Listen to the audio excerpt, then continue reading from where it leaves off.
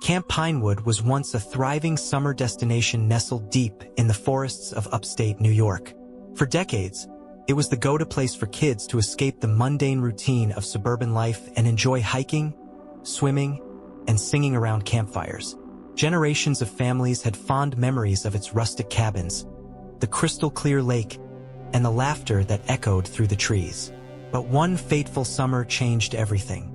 On the final night of the camp season 30 years ago, something unimaginable happened. 12 children and 3 counselors vanished without a trace. The campers' belongings were left behind, their beds untouched.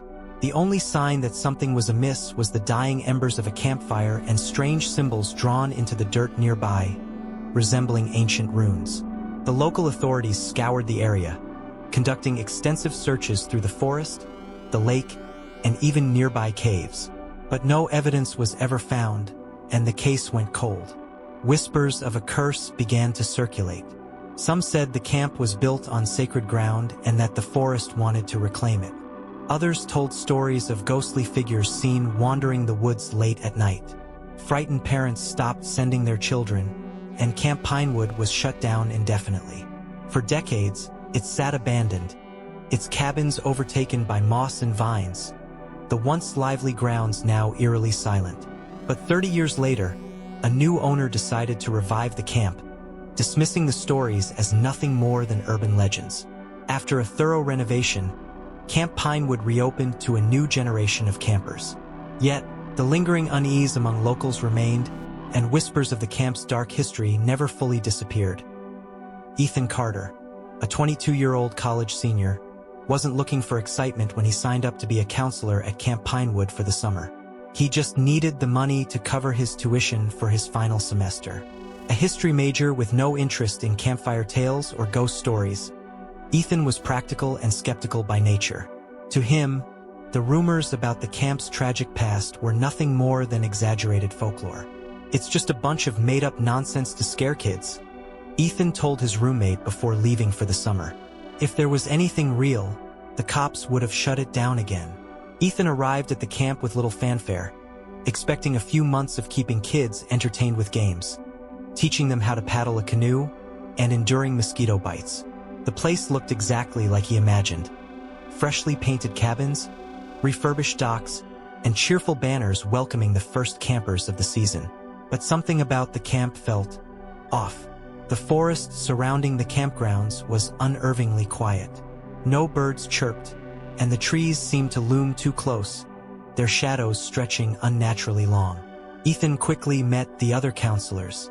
Megan, a 26-year-old seasoned camp leader who had worked at camps across the state. She was upbeat but had a strange habit of glancing over her shoulder whenever they walked near the woods.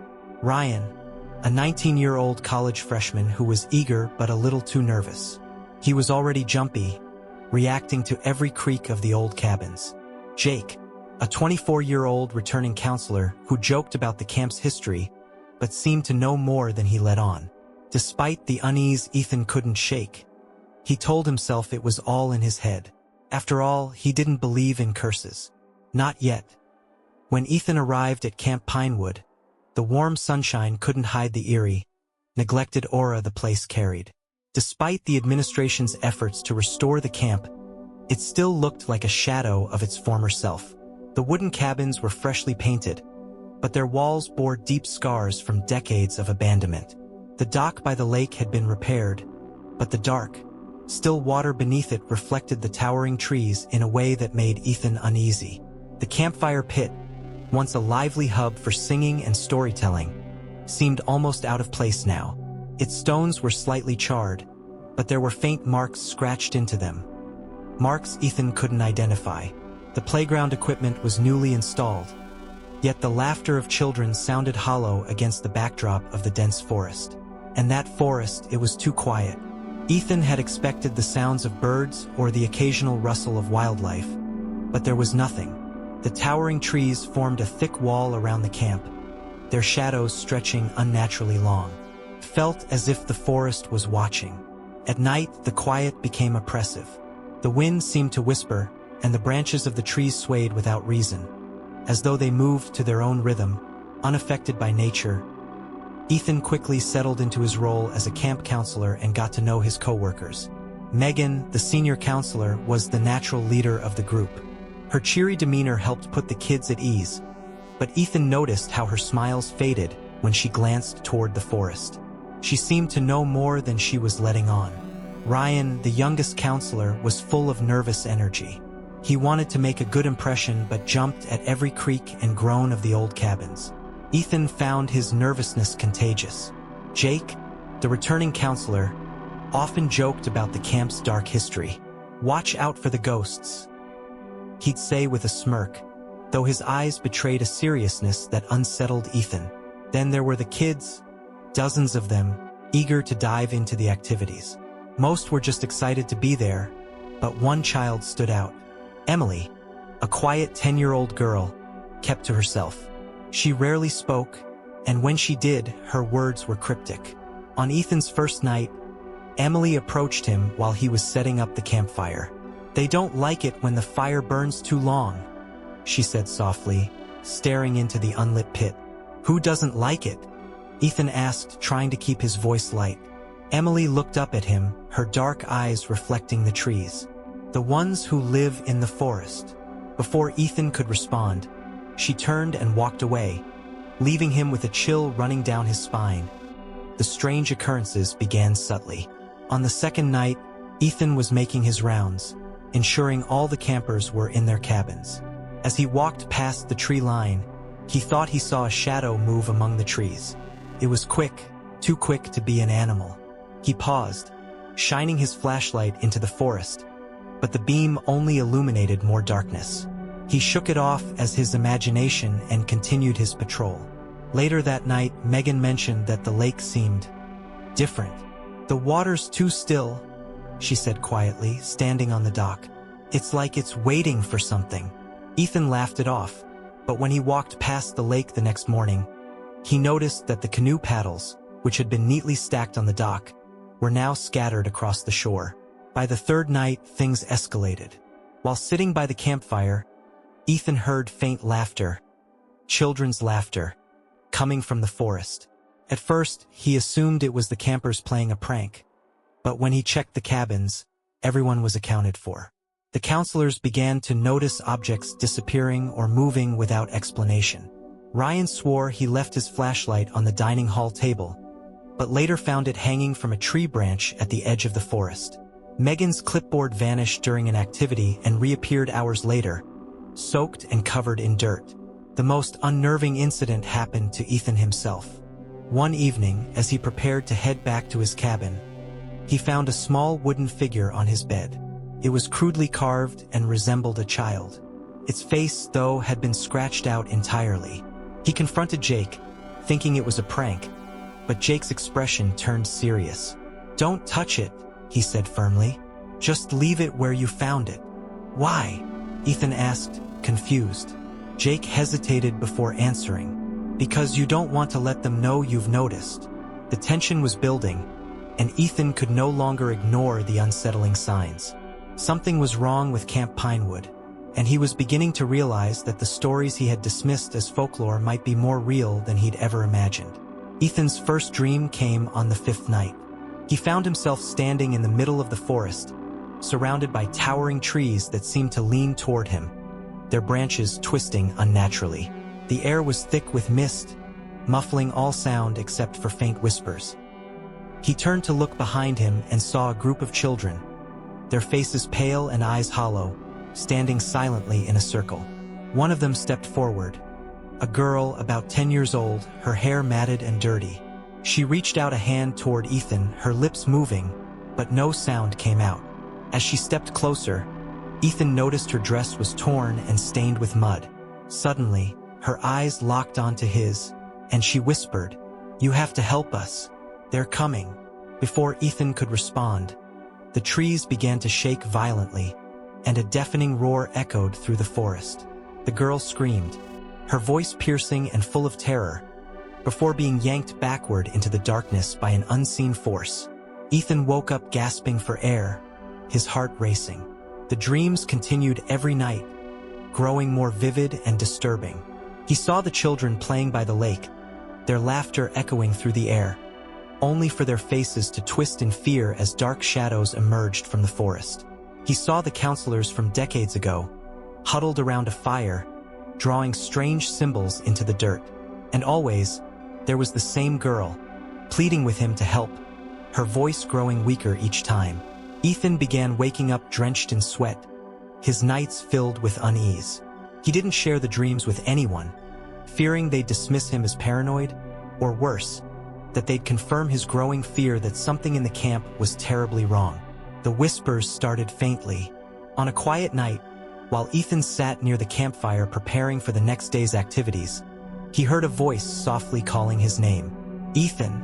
He froze, glancing around, but the area was deserted. The campers were asleep in their cabins, and the other counselors were either in the dining hall or their bunks. Shaking his head, he convinced himself it was just the wind. But the whispers persisted. By the following night, other counselors began hearing them too. Megan approached Ethan during breakfast, her face pale. "Have you heard anything strange at night?" she asked hesitantly. Ethan hesitated before nodding. "I thought I was imagining it, but yeah, voices, calling names." Megan looked relieved but troubled. "It's not just you.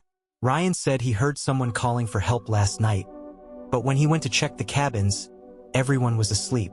The campers also started complaining. A boy from cabin 3 told Megan he'd heard someone walking outside his window the previous night, whispering his name. A girl from cabin 6 refused to leave her bed, saying she'd seen a figure standing in the doorway, its face obscured by shadows. Ethan decided to investigate that evening. Armed with a flashlight, he patrolled the camp's perimeter. The whispers came again, louder this time, echoing from the forest. They seemed to shift direction, as though they were circling him. Ethan, come closer. He stepped toward the edge of the forest, his flashlight barely piercing the thick darkness. Just as he was about to call out, he heard a branch snap behind him. Spinning around, he found Jake standing there, his face pale. "Don't," Jake said firmly, grabbing Ethan's arm. "Never go into the forest at night." Jake refused to explain further, but his warning stayed with Ethan, adding to the growing dread that was overtaking the camp on the 7th day. The unease reached its breaking point. One of the campers, a boy named Lucas, was reported missing during the morning roll call.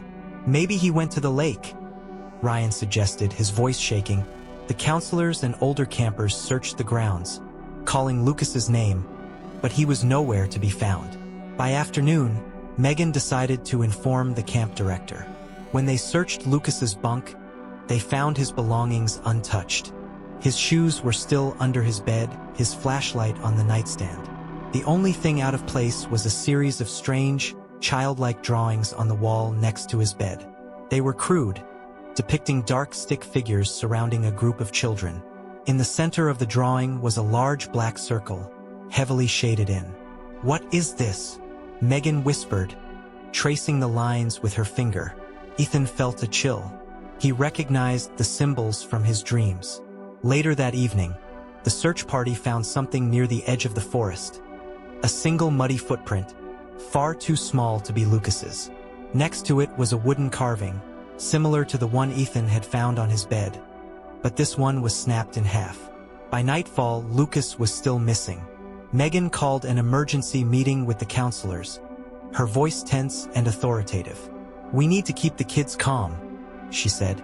"We'll tell them Lucas went home early." Jake, however, looked unconvinced. "That won't stop this," he muttered, earning a sharp glare from Megan. That night, the whispers grew louder. Ethan could barely sleep, and when he did, the dream returned. This time, the children in the circle were pointing at him, their hollow eyes filled with desperation. The disappearance of Lucas was only the beginning. The camp's fragile sense of safety was unraveling, and Ethan was beginning to realize that the forest was more than just a backdrop. It was alive, and it was watching. Ethan could no longer deny that something was deeply wrong with Camp Pinewood. Lucas's disappearance, the whispers in the night, and the recurring nightmares were all pieces of a puzzle that he needed to solve.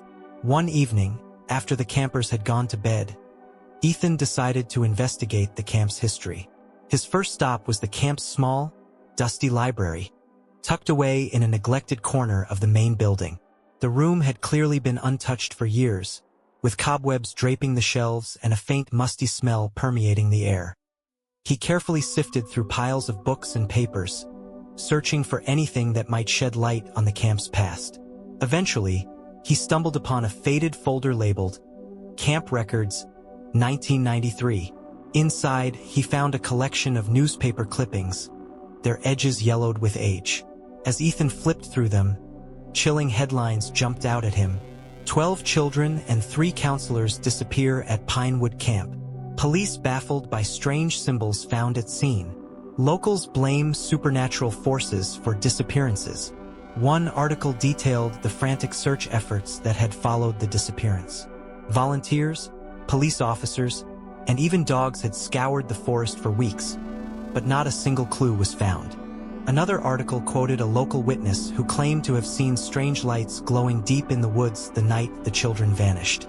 But the most disturbing article included a quote from one of the investigators. "We found symbols drawn around the campfire pit. They're not the kind of doodles kids make. They look ritualistic." Ethan's hands trembled as he read those words. Symbols.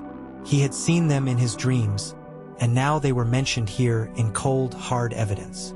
Among the clippings, Ethan also found an old logbook from the summer of 1993. It appeared to be a journal kept by one of the senior counselors.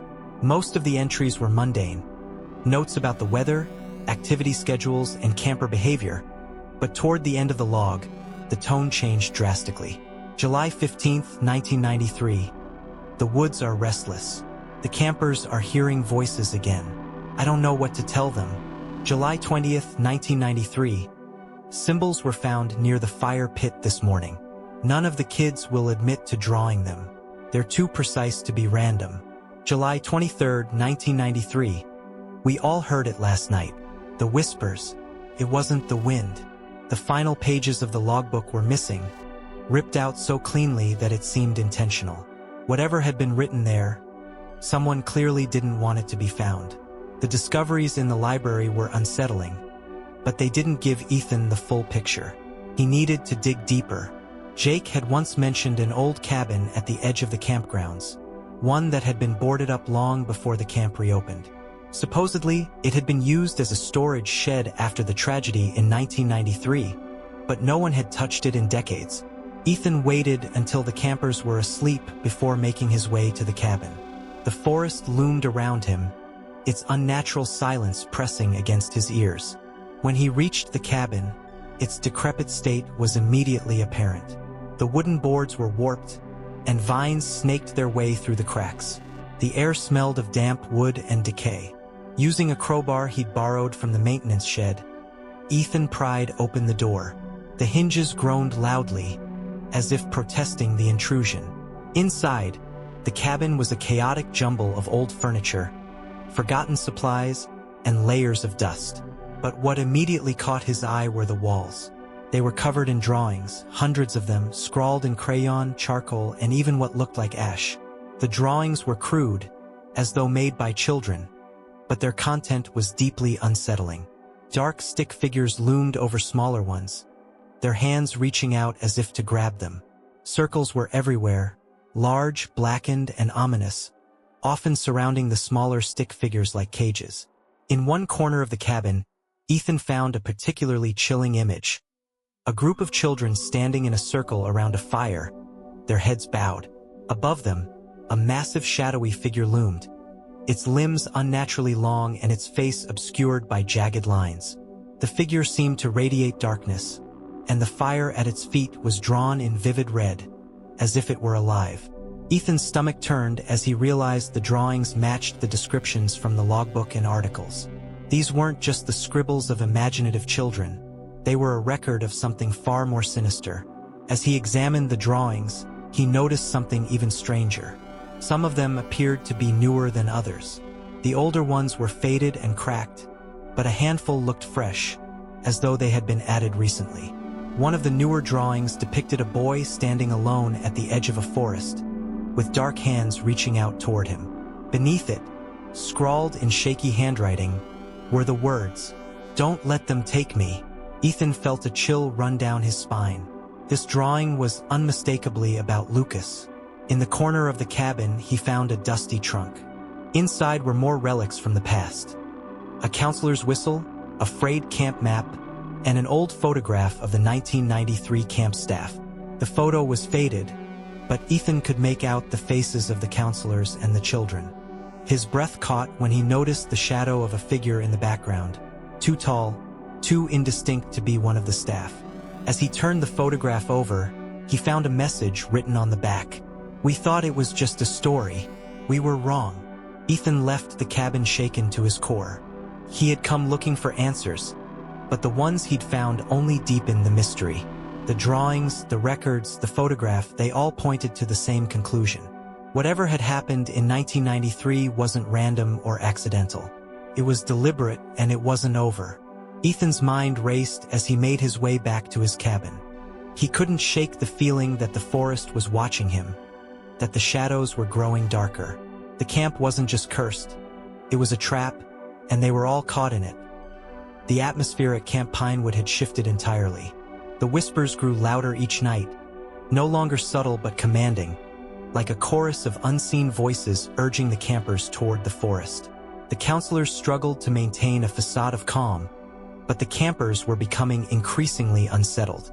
The first attack happened on a stormy evening. Thunder rumbled overhead as the campers huddled in their cabins, rain pelting the roofs like a relentless drumbeat. Ethan was on his nightly patrol when he saw Ryan sprinting toward him, his face pale and eyes wide with terror. "It's in the woods," Ryan shouted, barely able to catch his breath. "What's in the woods?" Ethan demanded, grabbing Ryan by the shoulders. "I saw it. Something huge moving between the trees. It wasn't human." Before Ethan could respond, a blood-curdling scream tore through the night, coming from the direction of Cabin 4. They rushed to the scene, throwing open the door to find the campers huddled in a corner, their faces streaked with tears. "It was at the window," one of the boys sobbed. "It was looking at us." Ethan glanced at the window, his flashlight beam illuminating muddy handprints on the glass. Large and unnatural, with too many fingers. He stepped outside, scanning the area, but the forest was silent. Too silent. As the storm intensified, shadows began to move along the edges of the camp. Megan gathered the campers in the dining hall, trying to keep them calm, while Ethan, Ryan, and Jake patrolled the perimeter. Ethan's flashlight flickered as they approached the edge of the forest, the beam weak against the oppressive darkness. Suddenly, something lunged from the shadows, a dark, formless entity with glowing eyes. It moved unnaturally fast, its limbs stretching and twisting in ways that defied logic. Jake screamed as it swiped at him, sending him sprawling to the ground. Ethan grabbed a nearby branch, swinging wildly at the creature, but it dissolved into the shadows before he could make contact. "We can't fight it," Jake stammered, clutching his arm where the creature had struck him. His skin was ice cold, and dark veins spread from the point of contact. "It's not something we can kill." The attacks became more frequent, forcing the counselors to take shifts guarding the campers. Megan finally pulled Ethan aside, her face grim. "There's something I haven't told you," she admitted. "Before the camp reopened, I found something." She led him to the old administration building, which had been converted into a storage space. In the corner was a locked filing cabinet, its surface covered in scratches and strange symbols. Megan retrieved a key from her pocket and opened the drawer, revealing a leather-bound journal. "This belonged to one of the counselors from 1993, she explained. "I didn't know what to make of it at first, but now, I think it might be the only way to stop this." Ethan flipped through the journal, his heart sinking as he read the entries. It described the same events they were experiencing. Whispers, shadows, and missing children. Toward the end, the entries became frantic, detailing an ancient ritual that could supposedly break the curse. The ritual required a fire to be lit in the exact spot where the symbols were first drawn, along with a chant written in the counselor's shaky handwriting. But the final instruction made Ethan's stomach drop. One must offer themselves willingly to the darkness, so the rest may be freed.